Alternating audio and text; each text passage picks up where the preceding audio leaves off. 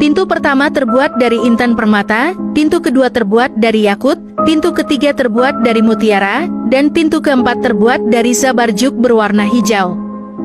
Asyif kemudian menjelaskan, "Wahai Nabi Allah, inilah keajaiban yang Allah ingin tunjukkan padamu.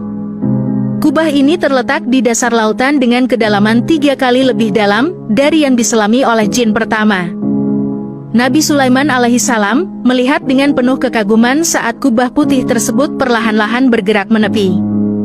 Lalu, pintu-pintu kubah itu terbuka, dan tidak ada setetes air pun yang membasahi bagian dalamnya.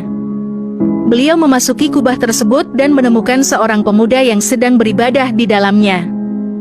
Dengan penuh hormat, Nabi Sulaiman mengucapkan salam dan bertanya, "Wahai pemuda, mengapa engkau tinggal di dasar lautan di dalam kubah ini?" Setelah membalas salam Nabi Sulaiman, pemuda itu menceritakan kisahnya. Ia dulunya merawat dan melayani kedua orang tuanya yang cacat. Ibunya buta, dan ayahnya lumpuh selama hampir 70 tahun. Ketika ibunya akan meninggal, ia berdoa kepada Allah, "Ya Allah, panjangkan umur anakku dalam ketaatan kepadamu." Dan Allah mengabulkan doa ibunya. Kemudian, ketika ayahnya akan meninggal, ayahnya berdoa, "Ya Allah, jadikanlah anakku tetap dalam ketaatan kepadamu, di tempat yang tidak diketahui oleh para setan." Dan doa ayahnya pun terkabul. Setelah kedua orang tuanya meninggal, pemuda itu pergi ke tepi pantai dan melihat sebuah kubah yang dalam keadaan terbuka. Ia memasuki kubah itu untuk mengetahui apa yang ada di dalamnya, namun tiba-tiba kubah tersebut tertutup dan dibawa ke dasar lautan yang paling dalam oleh malaikat. Sejak saat itu, ia menghabiskan hidupnya hanya dengan beribadah kepada Allah di dalam kubah tersebut. Nabi Sulaiman bertanya lagi, "Masa Nabi apa engkau hidup saat itu?"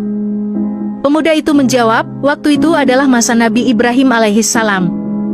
Ini berarti pemuda tersebut telah tinggal di dalam kubah tersebut selama sekitar 1400 tahun. Namun, ia tidak tampak menua sedikit pun, bahkan tidak ada satu uban pun di rambutnya. Nabi Sulaiman alaihissalam kemudian bertanya lagi, "Bagaimana dengan makanan dan minumanmu?" Pemuda itu menjawab dengan tenang, "Setiap hari, kubah ini naik ke permukaan laut, dan seekor burung membawa makanan dan minuman sebesar kepala orang dewasa.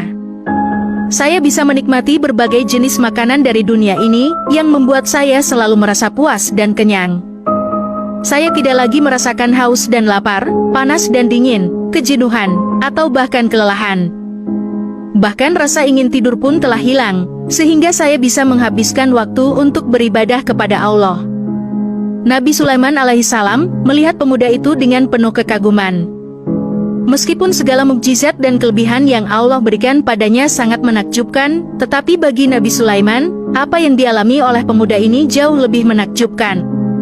Terutama karena pemuda itu bukan seorang nabi atau rasul, tetapi seorang yang berbakti kepada kedua orang tuanya. Ia memperoleh kemuliaan atau karamah berkat doa yang tulus dari kedua orang tuanya. Nabi Sulaiman alaihissalam menawarkan, "Maukah engkau tinggal bersama kami wahai pemuda?"